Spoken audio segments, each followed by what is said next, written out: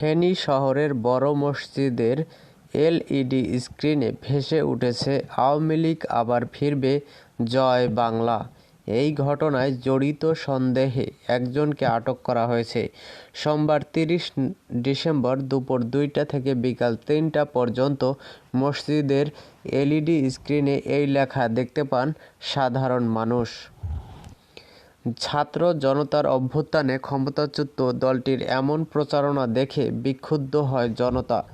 খবর পেয়ে পুলিশ ঘটনাস্থলে গিয়ে পরিস্থিতি শান্ত করে।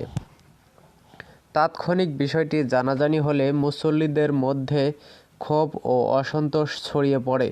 বিভিন্ন শ্রেণী পেশার মানুষ জড়ো হয়ে বিক্ষোভ প্রদর্শন করেন। বিকাল ৩টার পর এলইডি স্ক্রিনটি বন্ধ করে দেওয়া হয়। খবর পেয়ে ফেনী মডেল থানা পুলিশ জিজ্ঞাসাবাদের জন্য মসজিদের অপারেটর জমির উদ্দিন ৪৫ নামের একজনকে আটক করে থানায় নিয়ে আসে। মসজিদের নিয়মিত মুসল্লি আবুল হোসেন জানান, মসজিদটি সংস্কারের পর থেকে এলইডি স্ক্রিনে নামাজের সময়সূচি ভেসে থাকে। সোমবার জোহরের নামাজের পর মুসল্লিরা বের হয়ে যান। এর কিছুক্ষণ পরেই মসজিদের দেয়ালের সঙ্গে লাগানো বৃহৎ আকারের এলইডি স্ক্রিনে আওয়ামী লীগ আবার ফিরবে, জয় বাংলা লেখাটি ভেসে ওঠে।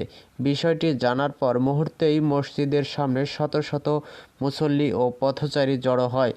মসজিদের স্ক্রিনে চোরাগোপ্তা প্রচারণার ঘটনায় জড়িতদের বিচার দাবি করেন তিনি। মসজিদের নিকটবর্তী মাহমুদুল হাসান নামের এক ব্যবসায়ী জানান, মসজিদের কমিটি এখন পর্যন্ত ঘোষণা করা হয়নি। আগের স্বৈরাচার কমিটির অনেকেই পলাতক, আবার কেউ কেউ গণহত্যা মামলার আসামি। এদের কেউ ষড়যন্ত্রমূলকভাবে গণ্ডগোল লাগাতে এ ধরনের কাজ করেছে। এই ঘটনায় জড়িতদের বিচার নিশ্চিত করতে হবে।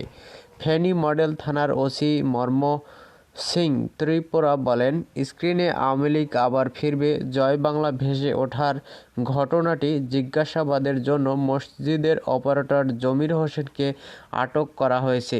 এ বিষয়ে কেউ অভিযোগ করলে অবশ্যই তদন্ত করা হবে।